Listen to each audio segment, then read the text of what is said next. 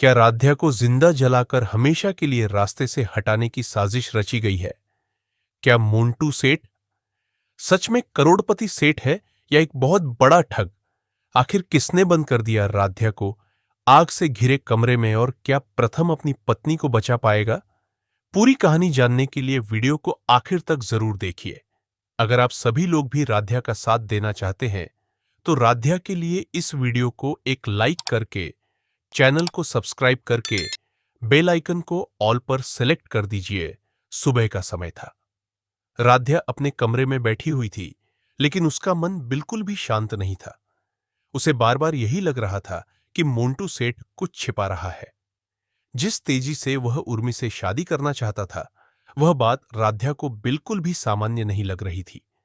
तभी प्रथम उसके पास आता है और पूछता है कि आखिर तुम इतनी परेशान क्यों हो? राध्या कहती है कि मुझे पूरा यकीन है कि मोंटू सेठ वैसा नहीं है जैसा सब लोग समझ रहे हैं। उसके चेहरे पर मुस्कान है, लेकिन उसकी आंखों में कोई बड़ा राज छिपा हुआ है। प्रथम पहले तो राध्या की बात पर ज्यादा ध्यान नहीं देता, लेकिन जब राध्या उसे कई छोटी छोटी बातें बताती है, तब प्रथम भी सोच में पड़ जाता है। राध्या कहती है कि अगर हमें सच जानना है, तो हमें मोंटू सेठ के घर जाना होगा। वहीं से इस राज का पर्दाफाश होगा। प्रथम भी तैयार हो जाता है, लेकिन वह कहता है कि हम दोनों साथ जाएंगे। तभी राध्या बोलती है कि अगर हम दोनों साथ गए तो सबको शक हो जाएगा, इसलिए मैं पहले जाऊंगी और तुम थोड़ी देर बाद आना। दूसरी तरफ दादी उर्मी के साथ बैठी हुई होती है। दादी कहती हैं कि बस जल्दी से यह शादी हो जाए, उसके बाद सब कुछ बदल जाएगा।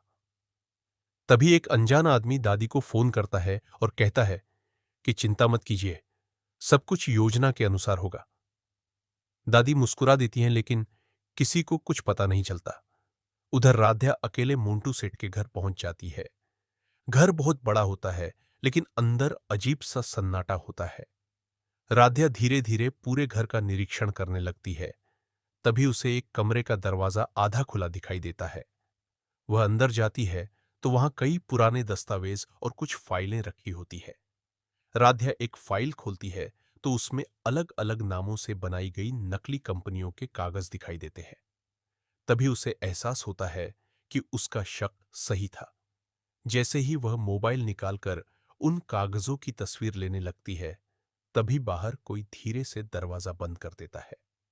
राध्या दरवाजा खोलने की कोशिश करती है, लेकिन दरवाजा बाहर से बंद हो चुका होता है।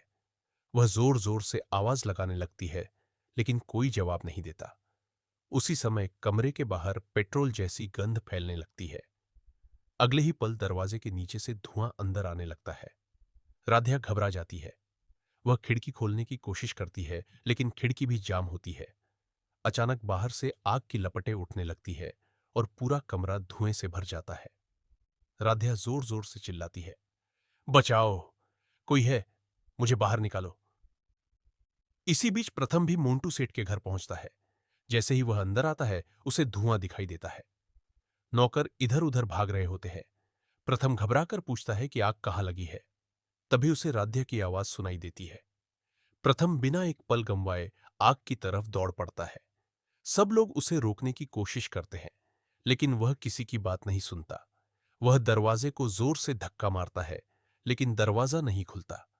आखिरकार वह पूरी ताकत लगाकर दरवाजा तोड़ देता है।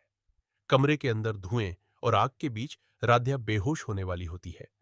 उसकी आंखों में धुआं चला जाता है और उसे कुछ भी साफ दिखाई नहीं देता। प्रथम तुरंत अपना रुमाल पानी में भिगोकर राध्या के चेहरे पर रखता है और उसे गोद में उठाकर बाहर ले आता है। बाहर आते ही राध्या दर्द से कराहने लगती है। वह बार बार अपनी आंखों को पकड़कर कहती है कि मुझे कुछ दिखाई नहीं दे रहा, मेरी आंखों में बहुत जलन हो रही है।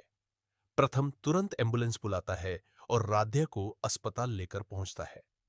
डॉक्टर उसकी जांच करते हैं और कहते हैं कि आग और धुएं की वजह से आंखों को गंभीर नुकसान पहुंचा है। अगर समय पर इलाज नहीं हुआ तो उसकी नजर पर असर पड़ सकता है। यह सुनकर प्रथम के पैरों तले जमीन खिसक जाती है। वह डॉक्टर से कहता है कि चाहे जितना खर्च हो जाए, मेरी पत्नी की आंखें ठीक कर दीजिए। उधर मित्तल भवन में जैसे ही यह खबर पहुंचती है, पूरा परिवार घबरा जाता है, लेकिन दादी के चेहरे पर अजीब सी शांति होती है। राध्या जब होश में आती है तो सबसे पहले कहती है कि यह हादसा नहीं था। किसी ने जानबूझकर मुझे कमरे में बंद करके आग लगाई थी और मुझे पूरा शक है कि मोंटू सेठ की सच्चाई इस आग से जुड़ी हुई है। लेकिन जैसे ही राध्या सबको पूरी बात बताने लगती है, दादी बीच में ही बोल पड़ती है कि बस करो राध्या, हर बात का इल्जाम दूसरों पर मत लगाओ। तुम्हारी आदत हो गई है सबको बदनाम करने की। परिवार के लोग भी कुछ देर के लिए चुप हो जाते हैं। राध्या की आंखों में आंसू आ जाते हैं, लेकिन वह मन ही मन फैसला करती है कि अब चाहे कुछ भी हो जाए, वह मोंटू सेठ और उसके पीछे छिपे असली गुनहगार का पर्दाफाश करके रहेगी।